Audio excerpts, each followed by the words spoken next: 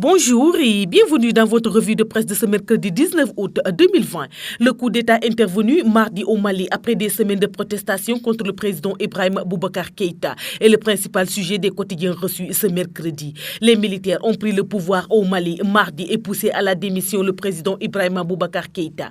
La journée avait commencé par une mutinerie des soldats du camp de Kati, non loin de Bamako, qui s'est transformée en coup d'État militaire. Dans la nuit de mardi à mercredi, le président Keïta a annoncé sa démission et la dissolution du Parlement.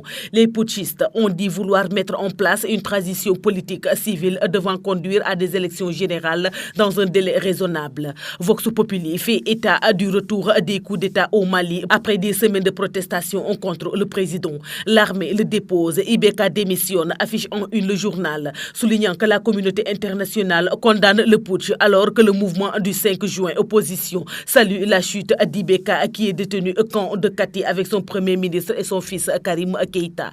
La CEDEAO a fermé ses frontières et menace les militaires putschistes de sanctions selon Vox Populi. L'armée prend le pouvoir au Mali, affiche l'ASCI écrit. L'armée est sortie de sa réserve pour prendre position dans la crise politique qui secoue le pays depuis quelque temps. Selon Sud Quotidien, l'armée malienne obtient la démission du président de la République et la démission de l'Assemblée. Le journal parle d'une chute programmée, notant que le président Ibrahim Boubacar Keïta a pris dans un tourbillon depuis plusieurs mois à jeter l'éponge.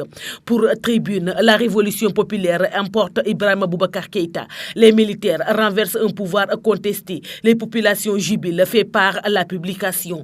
Contraint et forcé, Ibeka démissionne, selon Sud Quotidien qui présente le colonel Sadio Kamara comme le nouvel homme fort de Bamako. Le Soleil signale que la CEDEAO suspend le Mali de tous les organes de décision. Mais pour le journal, il ne s'agit pas uniquement de condamner, mais plutôt de convaincre les militaires de remettre le pouvoir.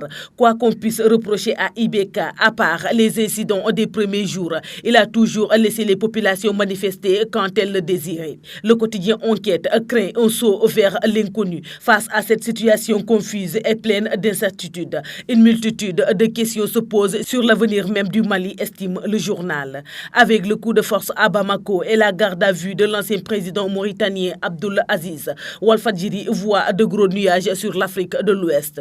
Dans un commentaire intitulé « Il vaut mieux être seul que mal entouré », le journal écrit « Le voisinage du Sénégal est partout marqué par une instabilité, laquelle devrait amener notre classe politique dirigeante comme opposée à poser des actes responsables ». C'est tout pour votre revue de presse de ce jour. Merci de nous avoir écoutés. Au revoir.